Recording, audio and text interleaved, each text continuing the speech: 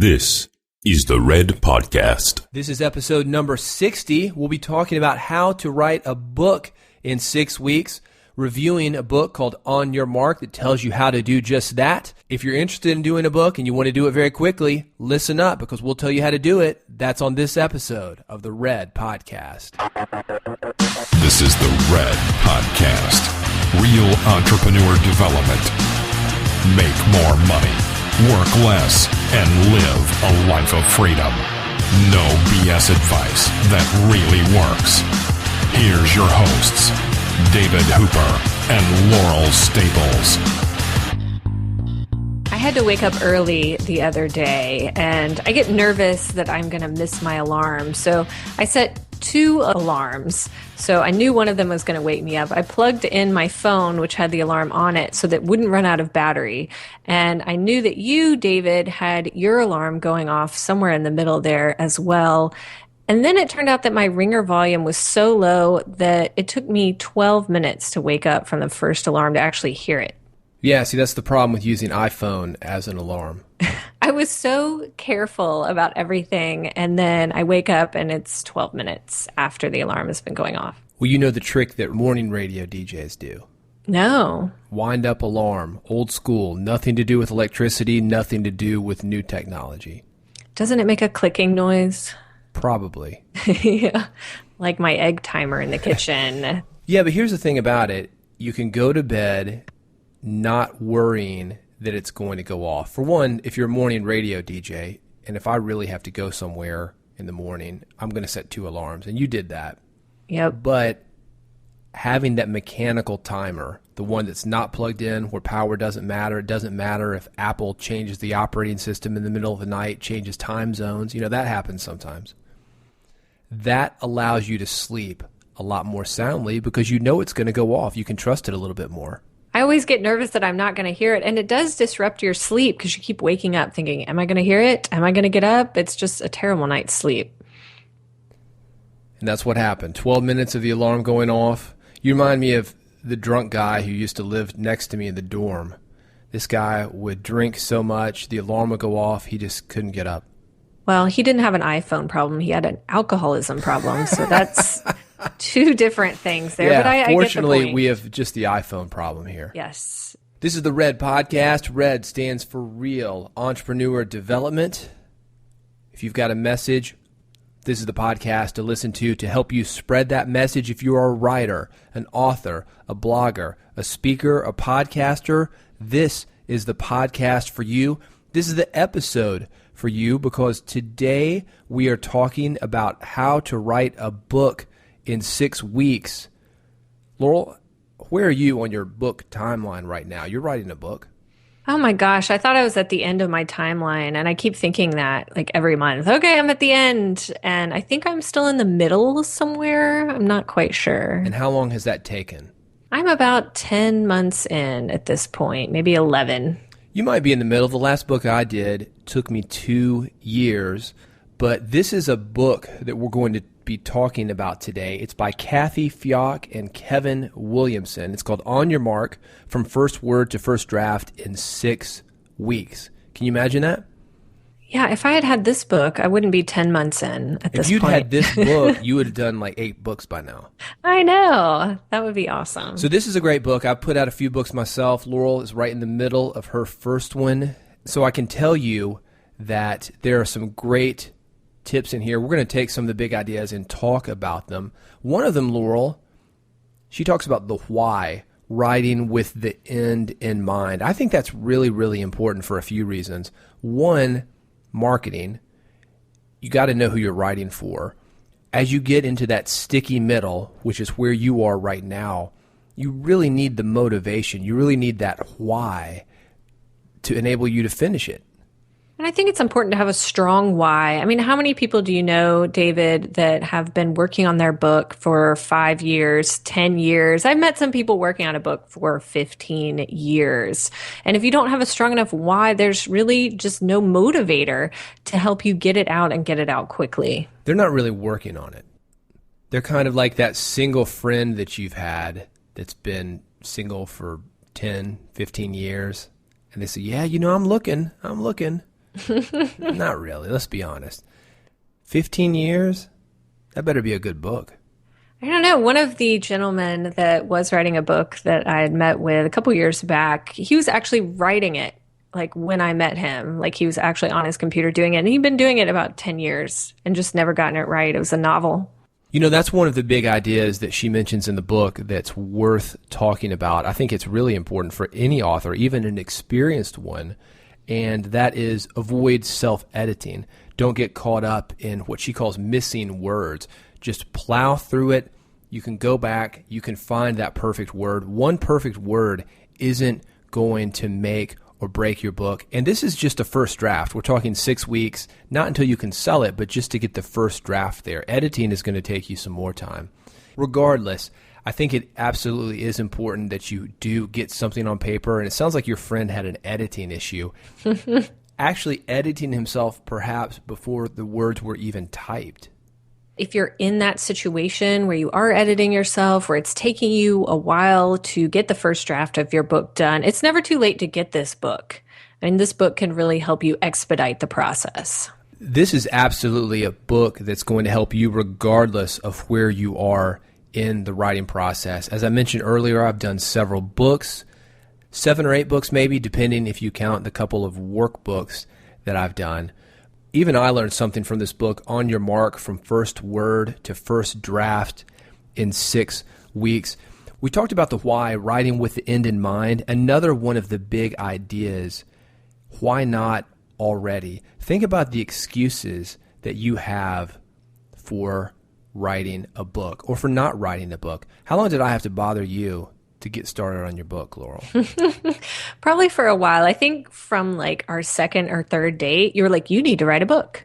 You need to write a book. I'm like, I didn't have like the business or even the clarity at that point to be able to put something out. And I knew that at the time, but that was something that said, for me, why not? Well, I'm not there yet. But I think some people stay in that space too long where you thought you didn't have it. But I would argue that you did because you had this message and you had all these clients that wanted to work with you and you simply couldn't work with all of them. Well, I was in health coaching at the time and I didn't feel like I wanted to put out a book about health. And that's where I feel like the clarity wasn't there for me because I knew I had something to say, but I hadn't really focused in on what that was, and it wasn't going to be like an eat your vegetables and whole grains book or anything like that. So I didn't have the clarity in the beginning, but I knew I wanted to say something. Well, that's one of the big ideas she talks about when she talks about why not already. Lack of focus, lack of vision, lack of clarity. Certainly there's some of these things that we've heard and we all make excuses for. No time. That's a big one. No time is the excuse or the reason that I hear from 90% of the people that say, I want to write a book but haven't done it yet, is I don't have the time to do it. Yeah, absolutely. And we're going to talk here later on in this podcast, in this episode, about making the time, some things that you can do to make time to write your book. She talks about a discouraging voice. She calls it the bitch. I love that. Do you have that right now? The bitch. Has the bitch struck? Not so much for me. I think for me right now, I'm in the editing process. So I'm kind of out of the first draft. I've gotten most of that done and I'm in the editing process. And I think for me, it's just challenging. I don't think there's a voice telling me that I can't do it or that it's hard or that I should work on something else. I just think it's challenging at this point. But well, you've been really lucky because living with me, you've seen just end it there. Well, you've seen that it's possible to do it because you've watched me do it. So you know that it's possible. I think that some people don't know that it's possible. And the bitch can strike in varying ways. One of them is through your friends, and they mean well, just when they tell you, oh, that's so hard, and you start to buy into that. And you've already got these negative voices in your head, and that just re-emphasizes what you're already thinking. Yeah, it is hard. That's why you want the why, what we talked about earlier. You need to know who you're writing it for, what the end is, what the story is that you want to tell, what the message is that you want to spread. When you've got that, when that's big enough, you can deal with that negative, discouraging voice that you've got and also that your friends have, even if they don't mean to. And I'm really glad that Kathy wrote about that in this book, because the bitch, as she calls it, it's not just something that comes up when you write a book. It's something that comes up when you take on any kind of challenge. And I just want to point that out, because business owners go through that. Anyone, marathon runners, anytime you're trying to do a challenge, to take on a challenge, that voice is going to come up. Let's talk about making time. That's one of the big excuses in the why not already category. We say, well, I don't have time today, I'll do it tomorrow. And you keep saying that, and the next thing you know, you're like your buddy, 15 years later, you're not done. Mm-hmm. So here's the one that I really, really liked that she talked about. She said that the time that you put forth to this, it cannot be leftover time. And I liked that, because helping you out with your book and the writing process from your book, honestly, it's been leftover time for me. We've got Red Podcasts, we've got other clients, we've got other projects that we deal with. And I think to myself, well, I'll do that tonight. I'll do that the last thing in the day. And what Kathy's saying is it cannot be leftover time. You've got to have fresh, creative time. Maybe it's the first part of the day. Maybe it's right after lunch, whenever you're at your most creative. But it can't be just the little pieces of time here or there that are left over because you finished something early or you happen to have extra time. Because how often does extra time happen? Very rarely. That was the part that really spoke to me as well, David, because when I was writing the bulk of my book, I had to do it first thing in the morning. When I did, I felt the most fresh and the most creative, because if I did something else in the morning, even if it was going to the gym or working out, I'd get back home and I'd be like, oh, I'll just do it later. I'll just do it tomorrow. And I'd put it off. So I really had to build that time into my schedule and not have it be pushed back. She also says this, I think this is great, even though the title of the book, On Your Mark from First Word to First Draft in 6 weeks, that makes it sound like, hey, no problem, 6 weeks, anybody can do 6 weeks. She admits this will be a sacrifice. I think a lot of people with Kindle happening, with a lot of special reports and a lot of ease that we have right now in self-publishing, we don't always read those books. We don't know how good they are. We don't know if they've been edited, but people make it look so easy. So when you start with that blank page, when you're looking at that word processor, you think, oh, this should be easy.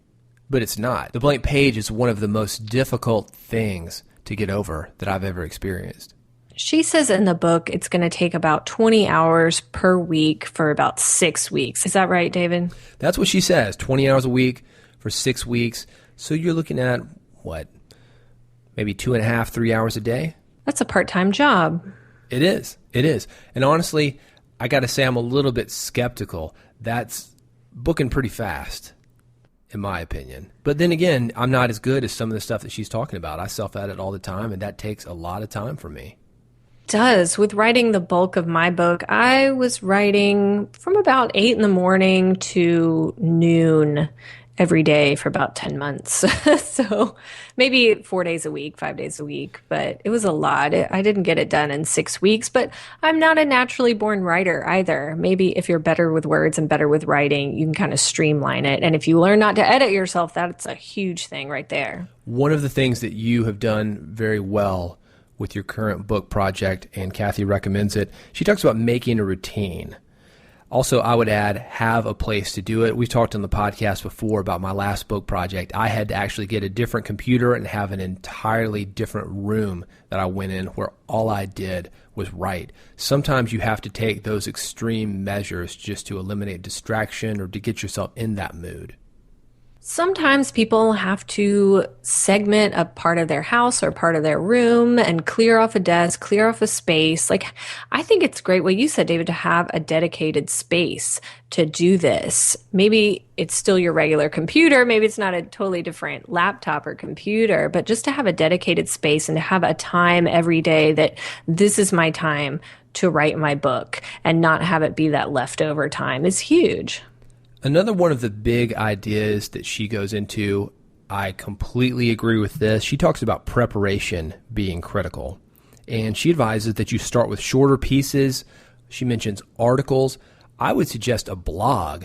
One of the reasons that I started BigBoldImpact.com which is a general entrepreneurship blog, and it's still available, bigboldimpact.com if you want to check that out. But that was to give me, one, clarity of ideas. And I think Red Podcast can help to do that. A blog can help to do that. Articles, they all help to do that. Public speaking, it helps to do that. But just to get me in the habit of writing about general entrepreneurship, and I did that thinking this is going to be a book someday. Maybe not taking the exact articles that I'm writing, but the ideas that I'm writing about, that's going to go into a book someday. So I think that's a great piece of advice, and I think anybody can start a blog tonight. If you're not ready to commit to a book project, start a blog, start writing articles. You can start right now. Something that I did wrong in retrospect on kind of that idea that she talks about is that I was writing my blog for probably over a year before I started writing the book. What I tried to do is I tried to take a lot of the blog posts and fit them into a book. So it was kind of like a puzzle as I took all my content and tried to move it around and shift it around. And I was going to rewrite the posts, but I just wanted to take all the content and put it in the book, basically so I wouldn't be staring at a blank page, for one. And two, I already had the ideas on paper, so I just kind of wanted to rewrite them and rearrange them. That I felt like ended up taking me a lot more time because I couldn't start fresh with the book and structure it in a logical way. I was just trying to fit pieces together. And so if you do start a blog, I like what you said, David, develop your ideas with the blog, develop your skills, your writing skills with the blog, but don't necessarily just turn your blog into a book.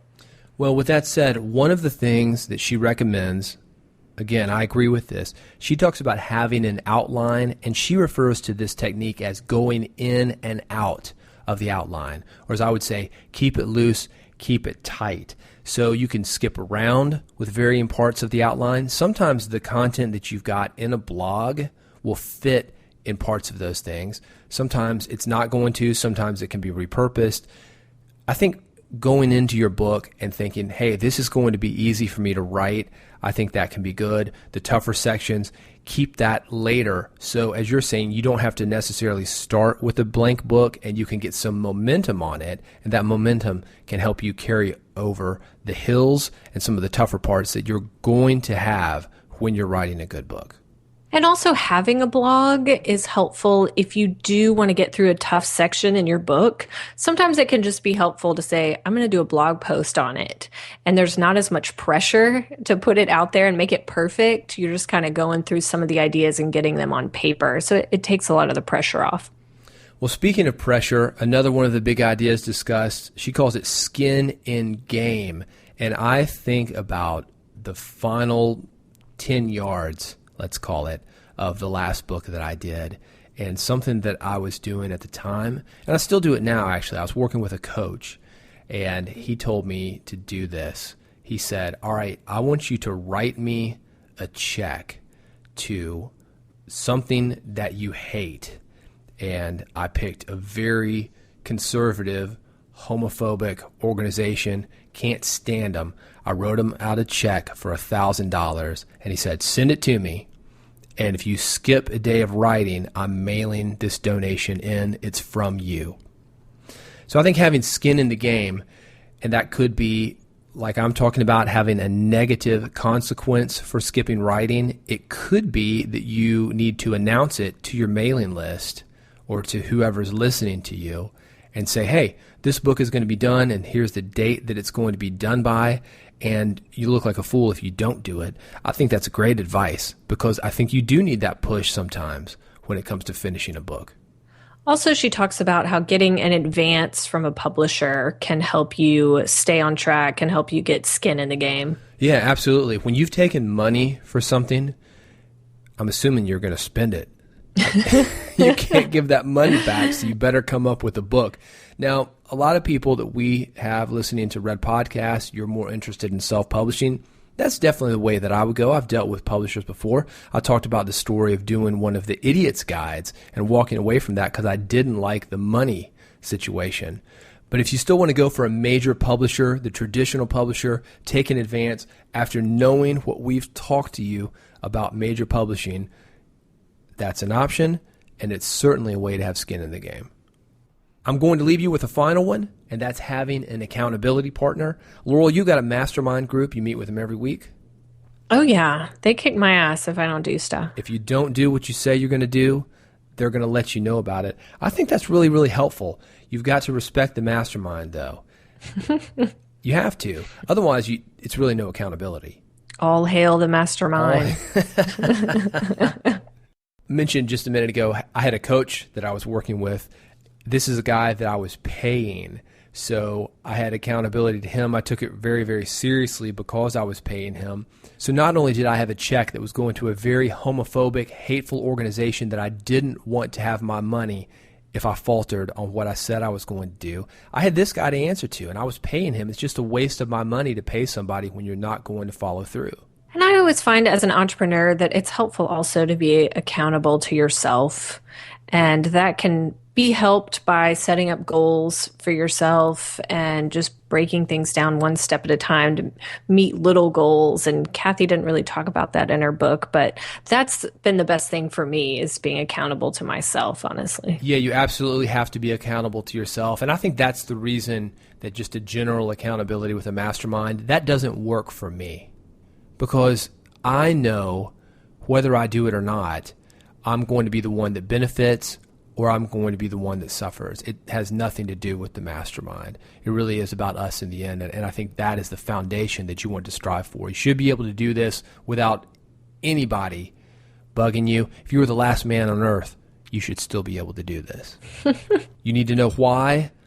You need to know why not. If you're making an excuse, get beyond that. Start it now. If you say that you want to do it or stop talking about it. We talked about preparation, having skin in the game, how to make time, thinking ahead about who your audience is and how you're going to market. That will help you to finish the book. Having an accountability partner and how to work with an outline. This book, it's called On Your Mark, From First Word to First Draft in 6 weeks. It's a fantastic read, lots of tips. You can flip through it, get some really good stuff. Even if you're an experienced author, just like I am, I got a lot of great stuff from it. So go to redpodcast.com/60. We'll have a lot more information about this book, including where you can get your copy. I like Kathy's book, but I do think that writing a book is a commitment. It's taken me over 6 weeks to get my first draft done, but I'm okay with that as long as I keep working at it and keep going with it. You know, it might take you shorter, it might take you longer, but I think having these skills and reading through some of the tools that she gives you is going to help you at least get to the end of it, and that's the ultimate goal. Yeah, even if you don't believe that you can get it done in 6 weeks, do it. It will take you some time. It might take you a lot more than 6 weeks, but here's the bottom line. When somebody picks up your book, nobody is thinking, hey, he did this in 6 weeks. Hey, he did this in a weekend. Hey, he did this in 15 years. The only thing they care about is, will it help them? More information on the book. It's available at redpodcast.com/60. If you've got questions or comments, redpodcast.com is a great place to reach me, to reach Laurel. We're happy to answer any questions that you've got. We're also happy to hear your episode ideas. If you've got something that you want us to cover, send it to us there at redpodcast.com. Something you can do to help us is, because we are trying to develop the real entrepreneur community, our rank in iTunes is very important. If you're an iTunes listener, if you can pull up iTunes, search for Red Podcast and leave us a review, that will help us to come up more frequently in the iTunes search results. Thanks so much for listening. We'll see you next time on the next episode of the Red Podcast. You've been listening to Red Podcast, Real Entrepreneur Development. Subscribe today using iTunes, Stitcher, or via RSS at redpodcast.com.